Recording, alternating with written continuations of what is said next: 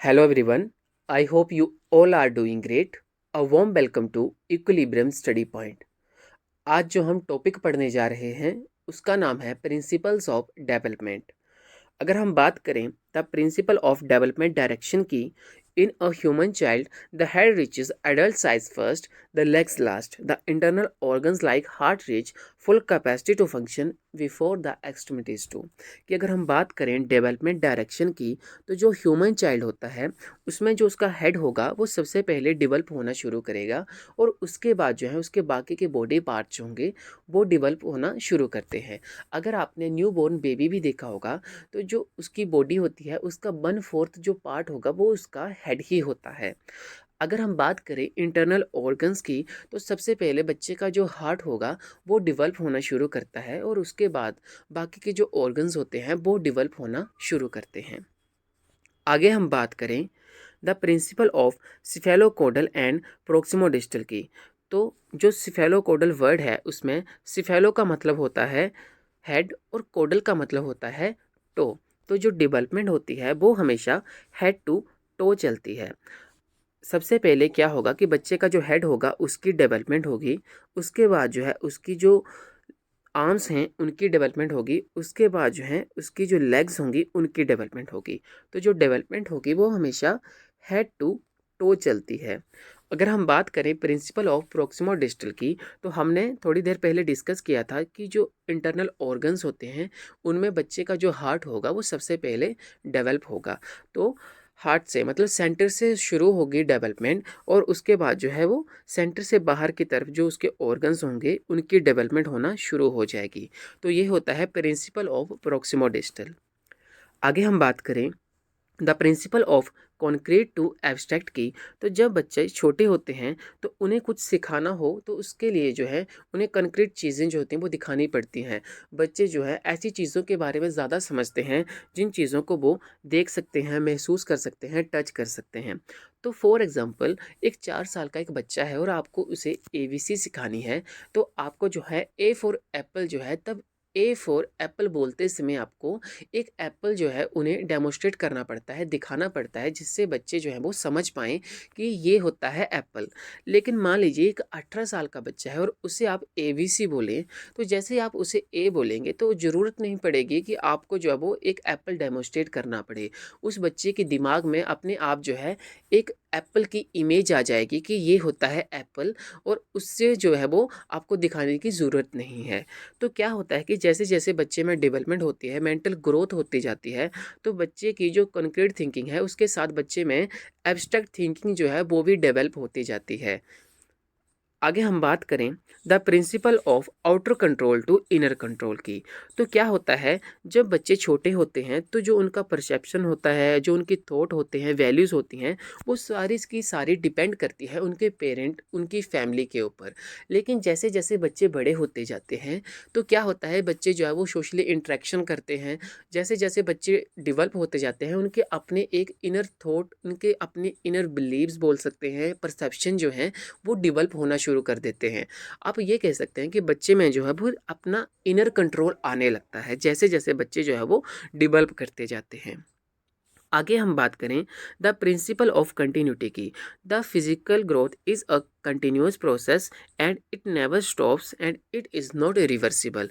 कि अगर हम बात करें फिजिकल ग्रोथ की, तो ये एक कंटिन्यूअस प्रोसेस होती है और ये चलती जाती है टिल मैच्योरिटी तक, और उसके आगे जो है वो डेवलपमेंट होगी जो टिल डेथ तक चलती जाएगी। लेकिन अगर हम बात करें फिजिकल ग्रोथ की, तो ये कभी भी रुकती नहीं है, और ये जो है वो रिवर्सिबल भी नहीं होती है। फॉर एग्जांपल कि एक न्यूबॉर्न बेबी होगा, तो ऐसा नहीं होगा कि वो बच्चा जो है वो एकदम से कल जो है वो 5 फुट का हो जाएगा, और ऐसा भी नहीं होगा कि वो कल 5 फुट का था तो अगले दिन है 4.5 फुट का रह जाएगा। क्योंकि जो डेवलपमेंट होगी, जो उसकी फिजिकल ग्रोथ होगी, वो कंटिन्यूस होती है और आराम से चलती है। ऐसे नहीं होगा कि एकदम से डेवलप हो जाएगा बच्चा, और ऐसा नहीं होगा कि बच्चा जो है वो छोटा हो जाएगा, कम हो जाएगी ग्रोथ या डेवलपमेंट कम हो जाएगी, क्योंकि ये रिवर्सिबल भी नहीं होती है। आगे हम बात करें the principle of development sequence की, तो क्या होता है कि जो डेवलपमेंट होती है वो हमेशा सीक्वेंस में चलती है। कि मान लीजिए आप जो है एक छोटे न्यूबॉर्न बेबी से एक्सपेक्ट नहीं कर सकते कि बच्चा जो है वो आज जो है वो आज पैदा हुआ है और कल जो है वो दौड़ना शुरू कर देगा, क्योंकि जो डेवलपमेंट होगी वो एक सीक्वेंस से होती है। सबसे पहले बच्चा जो है बड़ी मुश्किल से जो है वो अपने पैरों पे खड़ा होना सीखेगा, उसके बाद जो है आहिस्ता आहिस्ता चलना शुरू करता है, और जैसे जैसे उसके लेग्स के जो मसल हैं वो स्ट्रॉन्ग होंगे, उसके बाद जो है वो बच्चा जो है वो दौड़ सकता है। तो जो डेवलपमेंट होगी वो एक सीक्वेंस में होगी, ऐसे नहीं हो जाएगा कि एकदम से बच्चा जो है वो दौड़ना शुरू कर देगा, या कोई भी चीज़ एकदम से नहीं होगी। आगे हम बात करें द प्रिंसिपल ऑफ मैच्योरेशन और रेडीनेस की, कि हम बात करें कि जो डेवलपमेंट होती है वो अपने हिसाब से चलती है, और जब तक बच्चा जो है वो फिजिकली और मेंटली रेडी नहीं होगा तब तक जो है वो किसी भी काम को नहीं कर सकता। फॉर एग्जांपल, एक 1 साल का बच्चा है और आप उसे एक्सपेक्ट करो कि जा तू 15 किलोमीटर की एक मैराथन लगा के आ, तो वो ये पॉसिबल नहीं है। बच्चे की जो लेग्स हैं उतनी स्ट्रॉन्ग हुई होनी चाहिए कि वो दौड़ सके, और इतना दौड़ कैसे सकेगा बच्चा? तो आप जो है बच्चे से एक्सपेक्ट नहीं कर सकते। उसी तरह से एक, मान लीजिए कि फर्स्ट स्टैंडर्ड का एक बच्चा है और आप कहें कि चल तू +1 +2 की जो इंटीग्रेशन डिफरेंशिएशन होती है उनको सोल्व करना शुरू कर दे, तो बच्चे की उतनी मेंटल ग्रोथ होनी चाहिए कि बच्चा जो है उन चीज़ों को कर सके। तो आप जो हैं बच्चे से कुछ भी एक्सपेक्ट नहीं कर सकते। जैसे जैसे बच्चे की मेंटल और फिजिकल ग्रोथ होती जाती है, बच्चा जो है अपनी कैपेसिटी के हिसाब से, कैपेबिलिटी के हिसाब से चीज़ें करता है। आप जो है कुछ भी एक्सपेक्ट नहीं कर सकते बच्चे से। आगे हम बात करें प्रिंसिपल ऑफ इंडिविजुअल डिफरेंसेस की, तो हर एक बच्चा जो होता है वो यूनिक होता है अपने आप में ही। हर बच्चा डिफरेंट होता है दूसरे बच्चे से, इसलिए आप जो है कभी भी एक बच्चे को दूसरे से कंपेयर नहीं कर सकते। अगर हम टू आइडेंटिकल ट्विंस की भी बात करें तो उनमें भी कभी 100% सिमिलैरिटी नहीं पाई जाती, उनमें भी इंडिविजुअल डिफरेंसेस देखने को मिल ही जाते हैं। तो आप जो है एक बच्चे को कंपेयर नहीं कर सकते दूसरे बच्चे से कि एक बच्चे की डेवलपमेंट जो है वो कम या ज़्यादा हो रही है दूसरे बच्चे के कंपैरिजन में। आगे हम बात करें द प्रिंसिपल ऑफ प्रिडिक्टेबिलिटी की, तो जो डेवलपमेंट है उसे हम समहाउ प्रिडिक्ट कर सकते हैं।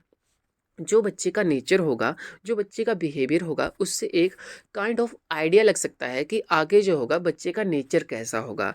उसी तरह से बच्चे की जो फिजिकल अपीयरेंस होगी उससे आप जो है प्रिडिक्ट कर सकते हैं कि बच्चा जो है बड़ा होके जो है उसकी हाइट कितनी होगी। ये एक प्रिडिक्टिबिलिटी होती है, क्योंकि बहुत सारे फैक्टर्स होते हैं जैसे कि external factors, internal factors, heredity, environment की हम बात करें, बहुत सारे फैक्टर्स होते हैं वो आगे अपना रोल प्ले करते हैं। तो आप ये कह सकते हैं कि प्रेडिक्टिबिलिटी जो होती है वो 50-50 होती है, लेकिन फिर भी हम समहाउ प्रिडिक्ट कर सकते हैं। अभी सीटेट 2022 में ये क्वेश्चन आया था डेवलपमेंट से रिलेटेड, कि जो डेवलपमेंट होती है, आपको जो थे 4 पॉइंट्स दिए गए थे, उनमें से एक जो था वो छाँटना था जो कि गलत था। तो अगर आपको छोटी-छोटी चीज़ें ये क्लियर होंगी तभी आप जो है वहाँ पे एलिमिनेट कर सकते हैं चीज़ों को। तो वहाँ पे एक ऑप्शन ये भी था कि जो डेवलपमेंट होती है वो प्रेडिक्टेबल इन नेचर होती है। आई होप आपको इतना समझ में आ गया होगा। आगे हम बात करें the principle of spiral versus linear advancement की, तो जो डेवलपमेंट होती है वो कभी भी लीनियर नहीं होती है, वो एक जैसी नहीं होगी, वो हमेशा जो है वो स्पाइरल फॉर्म में चलती है। इसलिए कई बार आपको ऐसा लग सकता है कि जो डेवलपमेंट है, बच्चे की फिजिकल ग्रोथ है, वो एक समय पे आके रुक रही है या फिर कम हो रही है, लेकिन ऐसा नहीं होता है, क्योंकि ये स्पाइरल इन नेचर है, तो इसलिए आपको ऐसा लगता है, और उसके बाद जो वो फिर से आपको देखने को मिलेगी कि वो एकदम से बढ़ने शुरू कर देगी। अगर एक छोटा सा एग्जांपल लें, जब बच्चा इन्फेंसी स्टेज में होता है तब क्या होगा कि जब बच्चे की फिजिकल ग्रोथ है, अगर आप उसके हाइट का ही एस्पेक्ट लें तो वो फास्ट होती है। जैसे ही बच्चा अपने चाइल्डहुड स्टेज में पहुंचता है तो उसकी जो हाइट होगी वो थोड़ी स्लो हो जाएगी, और एक पॉइंट पे आपको ऐसा भी लग सकता है कि वो जो है वो रुक ही गई है, लेकिन ऐसा नहीं होता है। जैसे ही बच्चा अपनी एडोलेसेंस स्टेज में पहुंचेगा तो उसकी जो हाइट होगी वो फिर से जो है वो इंक्रीज़ होना शुरू हो जाएगी। इसलिए आपको याद रखना है कि जो डेवलपमेंट होती है वो हमेशा जो है वो स्पाइरल फॉर्म में चलती है, ना कि वर्सेस फॉर्म में। आई होप आपको जो है इतना समझ में आ गया होगा, प्रिंसिपल ऑफ डेवलपमेंट आपको समझ में आए होंगे। So thank you very much and have a nice day. Thank you.